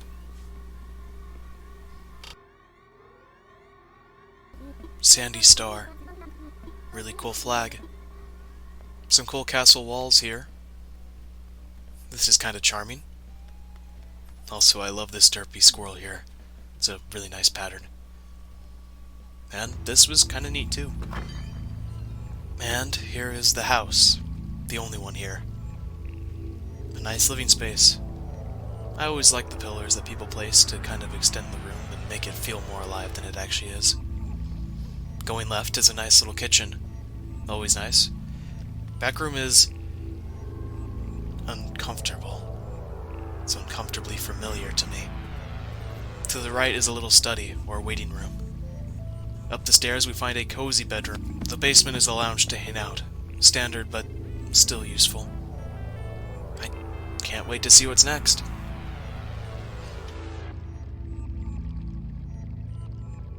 Windmere. It's a really relaxing place. The early morning feel, the quaint builds like this are so soothing to me when combined. And they actually remind me of... I just really like these builds. Here, like this one. I like this pizza place. It's nice to just walk and exist, you know, with all this. It's just calming. A whole island to yourself? Doesn't that sound lovely? The main room is really well themed. It's a living space. To the right we find a wash closet. To the left, a welcoming kitchen. And in the back we find a bedroom. This whole place, it's so very nice. I feel welcome here. Upstairs, we find another bedroom with a familiar tune. It makes me... Downstairs. No. No, no, no, no. No. Not this again, please. Not again.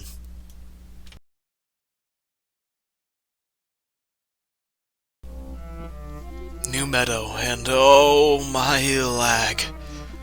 Oh boy, this is going to be a long one. Off the bat, that's not good, and also, wow, lag aside, this is super cool. Oh my, this is really something. If it wasn't morning here, this would definitely be a lot scarier of a build. Oh man, swag. Now, we are ready. I ain't scared. I think this is a TSA, but ran by corpses. Tubular. I suppose this means that this place is still being worked on, despite the fact it's already making my lag to a crawl. This is super cool. It is a giant tent made out of those same partition walls from earlier, using custom patterns in the terrain to make it look like a tent. Oh, this was my favorite part, where I got lost for a solid 3 minutes before my dumb arse finally realized I could look at that thing called a map again. Home 1. I guess we'll check the room to the right? Ooh, very scary. To the back we find a nice little kitchen, and this is surprisingly wholesome compared to everything else. On the left side, oh no, more spookies. Up the stairs, oh look, it's my mental state. And downstairs, well, I mean, I think this kind of just speaks for itself. I mean, what else do you want me to say? Home number 2. Room Uno is the living space. The back room, another kitchen. And that's the only 2 rooms we can actually access currently. Continuing Home 3. Jokes asunder, this room, all the furniture scattered around, the same pieces we've seen time and time again, in house after house, island after island, only for it to now take form, cluttered, with no reason. It's disorienting. The west wing is a spa and or bathroom, the north wing a kitchen, and aw, that's sweet. And the east wing we find I don't feel my best here. This is a little bit nicer though. Though now with the previous room, these particular items in combination with the others, well, they bring a whole new feeling to them than before. A different feeling than they should. Why? You're reaching the depths I can possibly handle at this point. We still have more to see. Another normal room. Same over here. The jump of debauchery from whatever we just saw to this is only possibly described by the word madness. Normal. That's a good thing. Opposite of the right room is... that's unique. That's a broadcasting site. I'm impressed. And now I'm confused.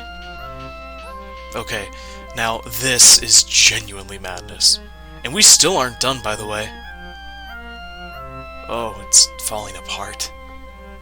Well, that's a hopeful sight. And here? Also incomplete. My home. We are approaching the climax. This is a very unique expansion for the museum. Home. Incomplete, it seems. The last one. Not finished either. We can only descend further. We can't turn back now. Not after all this.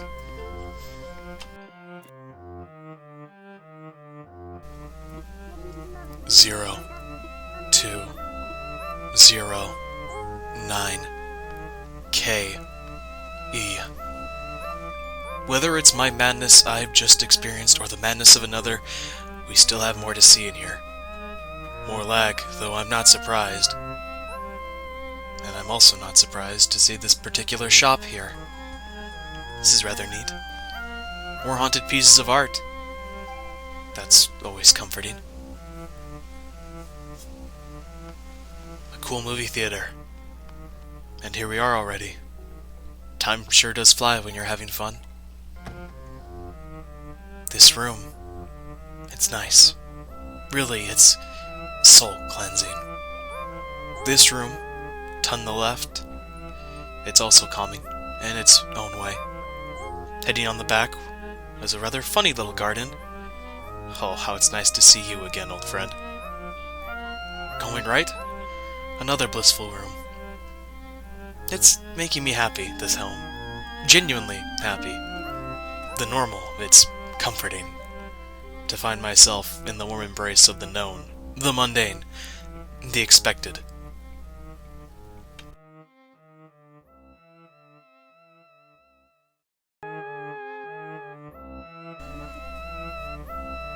Damnation. I'm dreaming.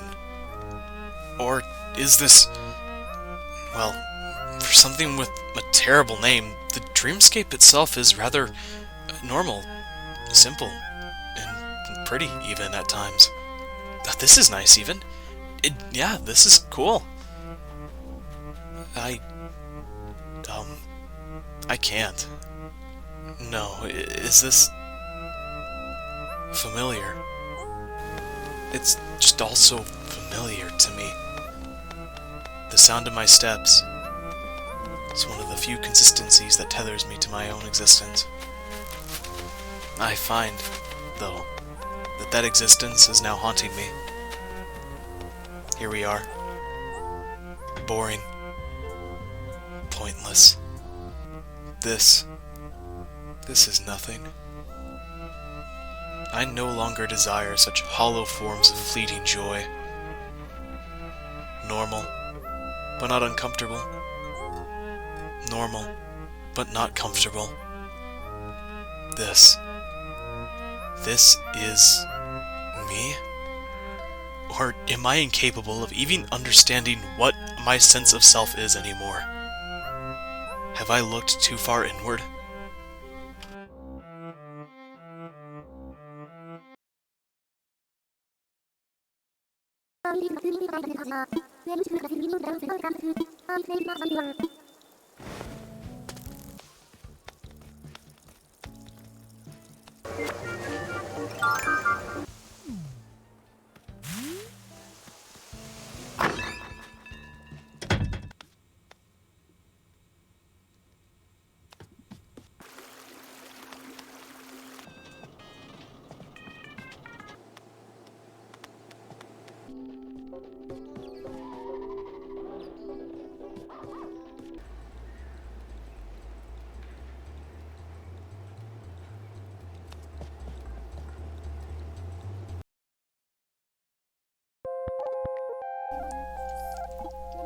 Moonbeam. This is getting weird. I applaud... Hey, this is pretty cool. I really like the brick pathway. The rustic feel that's present here, really neat. Seeing the fall theme so prevalent in so many towns is really cool. It really shows just how we all kind of are moving at one pace. But I love fall, so maybe that's just me. Okay, and here we are again. Not much to say here, a rustic living room fits rather well with the rest of the island. Going to the left is a nice bedroom, the rear is a bathroom, which is, I think, the least common location for the bathroom to be built in, sans, you know, upstairs and downstairs, at least from what I've noticed. To the right is an artist's room. Really cool. Up above is another well-made kitchen, and last, the basement. A library or den.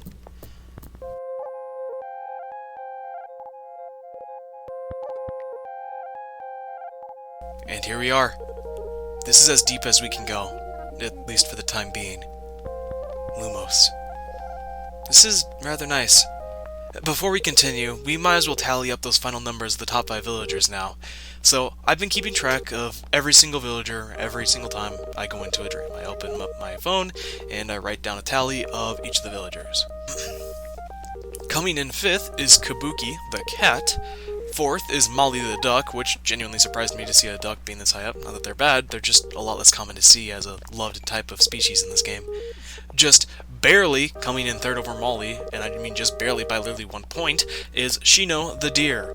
And in 2nd we have Raymond, and I'm sure many of you familiar with Animal Crossing New Horizons would have thought that he'd be 1st, but no. He was beaten by 1 point, actually. There was one more villager who appeared one more time than he did. And that number 1 villager, according to these 50 dreams, is Marshall the squirrel. I'm not really all that surprised, but there you go. Take this info and do whatever it is that this information will assist you with. No, I guess I was expecting the depth of my dreams to be darker, but this is rather nice. Flowers and a tent. Nothing really stands out here. This is super cool, though. The tile furniture piece is made to match the water texture, so it looks like you're simply floating in a pool. Very well made. House number 1. I think the indoor gardens are really cool, if you haven't gathered that by this point. And it's back here as well. Can't think of too many times where a room's theme is actually seen in multiple different rooms. Going right, more gardening theming here as well. They're certainly sticking to this theme. And scratch that. This is really cool, though. Going up here, we find a really out there room. I don't know how else to describe it. And down here, it's not the mermaid set, but rather the seashell set. Very different. Despite the feeling of calm, I can't shake that weird feeling from earlier. I don't know why. And here we are. The final home on the final dream. This is as far as we go. It's the same. The same. It's also familiar. These patterns, these common threads that we see, it all comes together. I get it. Our dreams aren't a simple construct of the past, or of our mind recounting a certain day, or something that stands out, and its joy, or a present, and its pain, but rather our amalgamation of our realities. We live life pretending to understand and thinking that we are safe, secure, that our knowledge will suffice and will help us through any challenge we could think of. It's all ones and zeros. That's what we'd like to think, but no. In truth, we are doing nothing but trying to understand something that, like a dream, is nothing but a mirage, a falsehood. Our brains attempt to fill in all unknowns, to block out fear or pain or anything negative that we didn't want to feel. And yet that same brain that longs for comfort can immediately find the truth of that knowledge. That a world like that is boring, stale, repetitive. We almost hate boredom more than we do pain and suffering. We see the same sights again and again. The once naive charm we saw within the world is blotted out as we grow, as we understand, as the reality we've made begins to show, begins to rear its face. Every happy moment of simplicity is nice. The known is comfortable but dull. However, the unknown, a curiosity of a child, that is thrilling. That is the same foolish search for thrills that can be witnessed all over in our reality. From adrenaline pumpers, like taking a primal fear of heights and taunting it and abusing it to create a feeling long since abandoned by our own reality of existing. Maybe that desire of breaking away from the blotched grays and ones and zeros and being another cog in this machine-like world we are a part of. That desire is what drives us to dream and escape. We wish to leave reality. This isn't even an isolated thought. Think about your day-to-day life. Really, whether it's schooling, a job, whatever it may be, you're stuck in a cycle. One where we are consistently attempting to avoid. Even if only on a subconscious level, we are always looking for an out. Even if we weren't ever in to begin with. We are always running when we can. Like, let me ask, what made you click on this particular video? Genuinely, what were you anticipating from this? Maybe it's precisely as you may have thought it to be. A rough video made with inexperience by some random person on the internet. Or maybe you're surprised, disappointed, No matter the result, you're running right now, even if you don't realize it, just like all of us. That's our dreams, a way of facing a bland existence, surrounded by nothing for your mind to connect with. We begin to falter, and we break down. Our will tarnished, our senses guide us to a conclusion of dissatisfaction. One that's hated by us, but better than the feeling of nothingness.